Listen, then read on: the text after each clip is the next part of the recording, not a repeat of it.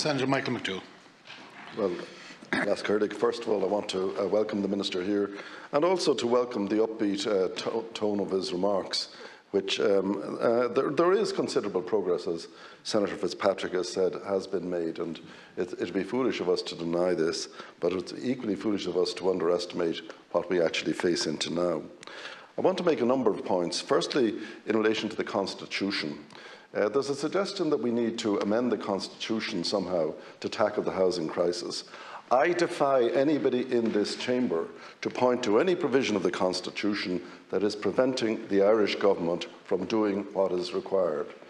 Be it a compulsory purchase of land, valuation of land for CPOs, property prices, all the rest of it, land banks. I'm absolutely convinced, and going back to the Kenny report, that there is no constitutional reason why the government can't do its job.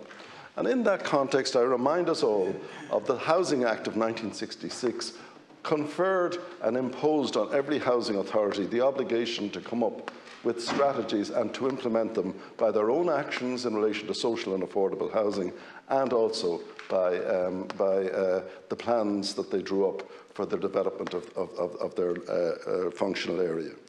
Unfortunately, that duty was repealed because it was thought that there was a danger that housing authorities might actually be brought to book and forced to account for their own failures. I agree completely with what Senator Fitzpatrick said about Dublin City Council. There is mass dereliction in this city, and a lot of it is owned by Dublin City Council. And the worst areas of dereliction and run-down areas were and are in the hands of Dublin City Council.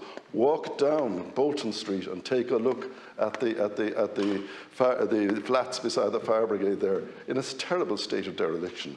Walk up Dominic Street and ask yourself, is this the new Dublin that we're working for? And who owns all that property? It's Dublin City Council. The second thing I want to say is this, that the rented sector is very important. And I know that the Minister has been fiddling around with tax allowances this way and that way to try and sustain the departure from the rented sector. But there's one very simple reason, and I know it myself because I was a landlord for a while, and that is that the law has changed in a way which actually takes away from the landlord the value of their investment. And it's now the case that if you let a house to a number of young people in their 30s, they can continue to substitute tenants among themselves, and with the changes that are already in place and what Sinn Féin is now proposing, you'll never get your property back. That's driven an awful lot of landlords out of the sector. They want to realise the value of their investment, and they realise that effectively it's been expropriated. The next thing I want to say is this, that the Minister has referred to the new planning bill, and I want to see that bill in its final form. I see it's been agreed by government. I want to understand why some of the more controversial provisions of that bill are necessary. But I do also want to say this, that we are grossly over-regulated in relation to building. And I don't believe we need an Office of Planning Regulation. I think we need an Office of Planning and Construction encouragement. That's what we need. I'm one of these people who believes that in rural Ireland, one-off housing is not a bad idea. That if a farmer has, a farming couple has a quarter of an acre to give to their kids, or one of their kids who wants to live in that place, that's a good idea. I don't agree with the Green philosophy that they should be herded into villages on the basis that it's more sustainable. I believe, if you look at any map of Ireland, going back to the 1900s or the 1800s, you'll see there were far more houses in rural Ireland then than there are now. The black dots, the little black square dots, speak for themselves. I also want to say a few words, if I may, about the issue that the Minister raised about people gouging other people in the context of planning applications. The Minister has referred to the Public Order Act, demanding with menaces. Now, let's be clear about this. Demanding with menaces in the context of Public Order Act is an offence, effectively, of mugging.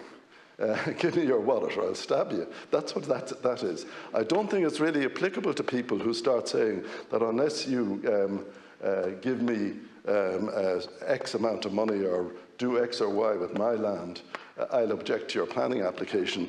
I think it's the Public Order Act is not the act in question. And I looked at the two sections to which the Attorney General drew the Minister's attention. Those are causing loss and making gains by deception.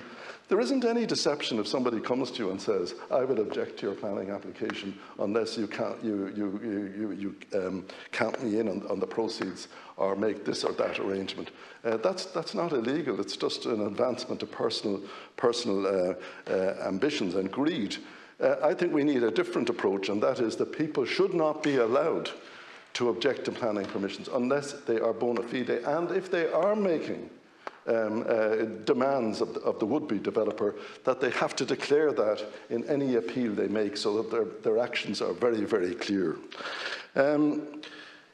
Another thing that I just want to say, and that is that, oh my goodness, I'm finished. But the one thing I did want to say is that in relation to centre city, living above the shops, etc., and apartment blocks, I believe that our fire regulations are too strict and they're not workable. And I think that we should relax them. I mean, people weren't burning to death when everybody did live above the shop, but now we've got to the point that nobody can actually use the above the shop premises without effectively rebuilding the whole property. We've got to be realistic. If we have an emergency, let's make use of it. Thank you. Thank you very much, Senator McDougall.